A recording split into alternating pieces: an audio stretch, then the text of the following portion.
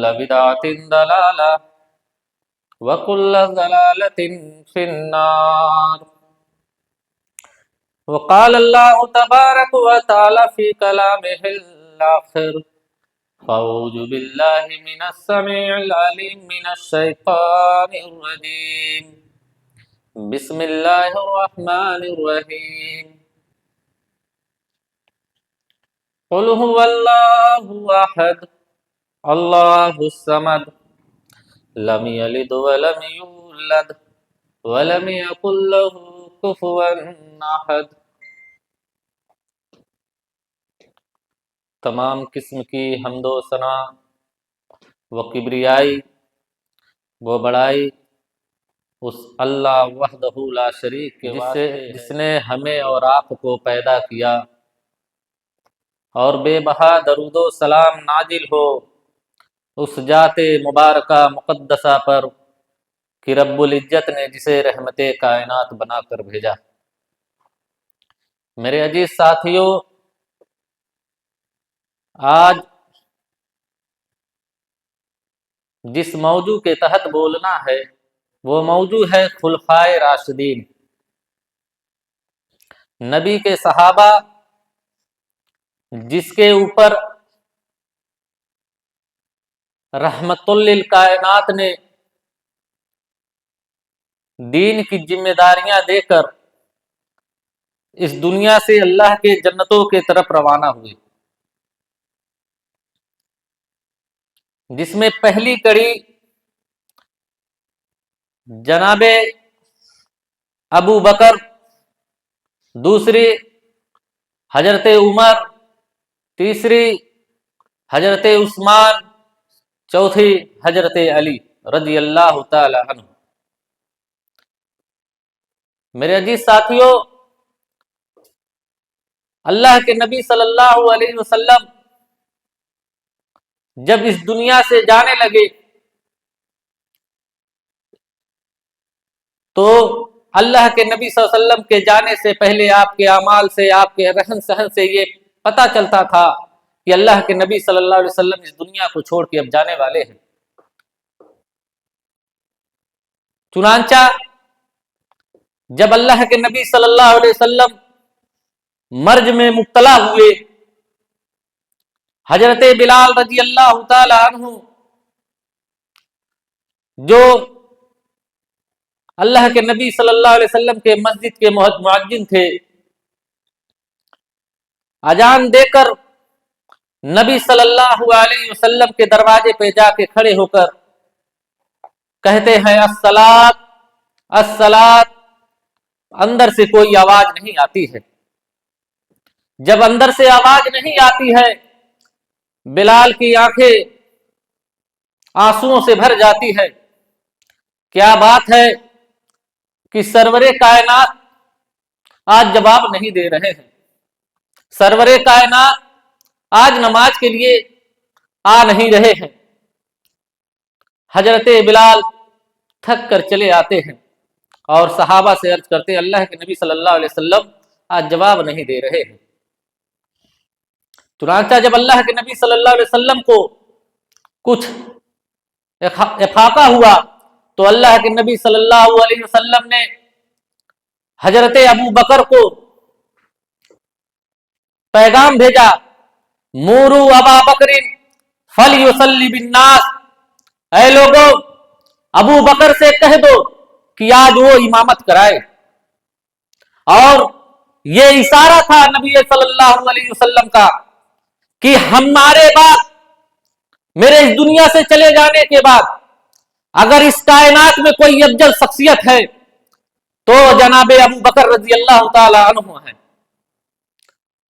نبی کے چچا موجود ہیں، نبی کے دونوں نواسے حسن حسین موجود ہیں، حضرت علی موجود ہیں، عمر موجود ہیں، عثمان موجود ہیں، لیکن اللہ کے نبی صلی اللہ علیہ وسلم نے امامت کے لیے اگر کسی کا انتخاب کیا تو وہ جناب ابو بکر رضی اللہ تعالی عنہ تھے۔ ابو بکر رضی اللہ تعالی عنہ نے لوگوں کی امامت کرائی۔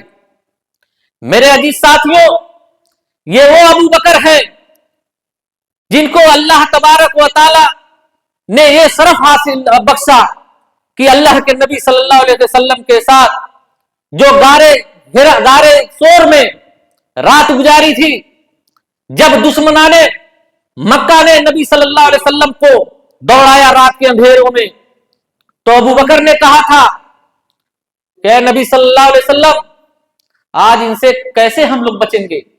اللہ کے نبی صلی اللہ علیہ وسلم نے ابو بکر سے کہا، اے ابو بکر غم نہ کر، ہم دو ہیں، ہمارا تیسرا اللہ ہے، ان ظالموں سے ہمیں نجات دے گا۔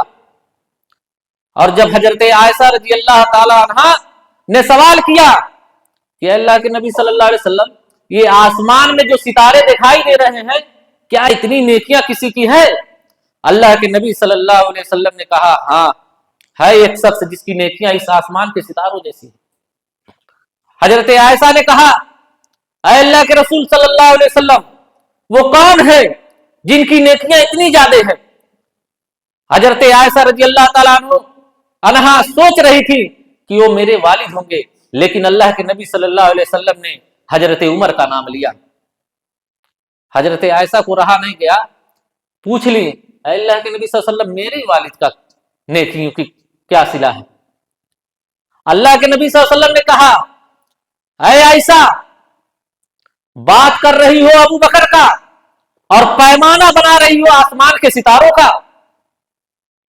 عمر کی ساری نیکیاں اور ابو بکر کی اس غارے سور کی ایک دن کی نیکیاں مقابلہ نہیں کر سکتی۔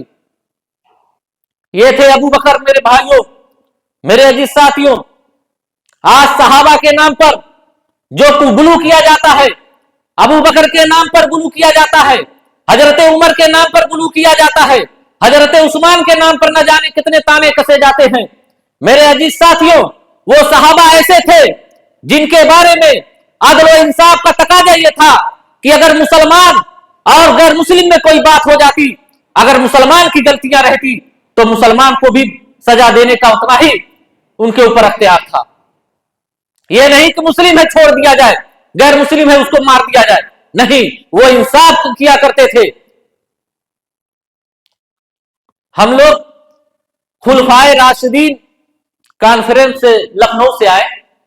لکھنؤ میں ابھی پروگرام ہوا کل کے ڈیٹ میں، جمعرات کے ڈیٹ میں، اس کا پورا عنوان یہی تھا، حضرت ابو بکر، حضرت عمر، حضرت عثمان، حضرت علی کے تعلق سے جتنی غلط فہمیاں لوگوں میں پھیلائی جا رہی ہیں، اور وہ کوئی دوسرے نہیں ہے، کوئی غیر مسلم نہیں ہے، کوئی دوسری قوم کے لوگ نہیں ہیں، وہ اپنے ہی قوم کے لوگ ہیں، اپنے ہی اسلام کے ماننے والے ہیں، لا الہ الا اللہ پڑھنے والے ہیں،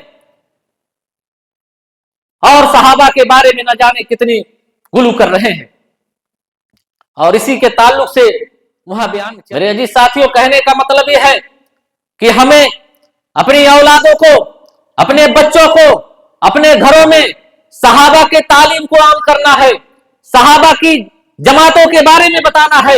اگر ہم نہیں بتائیں گے تو آنے والا وہ سمے دور نہیں کہ ہمارے گھروں میں، ہمارے گھروں سے نہ جانے کتنی بدکاریاں، نہ جانے کتنے گناہیں ہوتی رہیں گی اور ہم روک نہیں سکیں گے۔ اگر اسے روکنا ہے تو صحابہ کی زندگی جیسے گزارے، جیسے گزری صحابہ کا، صحابیہ کا، اس طریقے پہ ہمارے گھروں کے بھی اعمال ایسے ہونے چاہیے، ہمارے بچوں کے بھی عمل ایسے ہونے چاہیے، قرآن و حدیث ان کے زندگی میں بھی ہونے چاہیے۔ آج مدرسے میں صرف وہ طبقہ آتا ہے جو غریب ہے، اور امرا کے بچے تو منٹیسری میں پڑھ رہے ہیں۔ انہی لوگوں سے آج اللہ تبارک و تعالیٰ نے اس دین کو آباد رکھا، انہی غربا سے۔ آپ پوری دنیا کا سیر کر لیں، سب سے زیادہ اگر کسی مدرسے میں بچے ہیں، سب سے زیادہ کسی راجیہ کے، تو بہار ہے۔ بہار کے بچوں سے آج مدرسے آباد کے اندر سے دین ختم ہو چکا ہے۔ ہم لوگ اپنے بچوں کو، اپنے اولادوں کو دین پڑھانا نہیں چاہتے، ہم لوگ صرف اور صرف دنیا کی کتابوں میں، دنیا کمانے میں ہم لوگ گزار رہے ہیں زندگی۔ الدنیا خیر کل متاع الغرور، دنیا کی زندگی انسان کو دھوکے میں رکھے گی۔ میرے عزیز ساتھی، آپ یہ سوچ لیں کہ ہم دنیا پڑھا کے اپنے بچوں کو کامیاب کر لیں گے، نہیں کامیاب کر لیں گے۔ کامیابی اگر ہے تو رسول اللہ صلی اللہ علیہ وسلم کے طریقے میں ہے، کامیابی اگر ہے تو رسول کے صحابہ کے طریقے میں ہے۔ اگر کامیابی چاہتے ہیں تو پہلے اللہ اور اس کے رسول کی اطاعت کرنی پڑے گی۔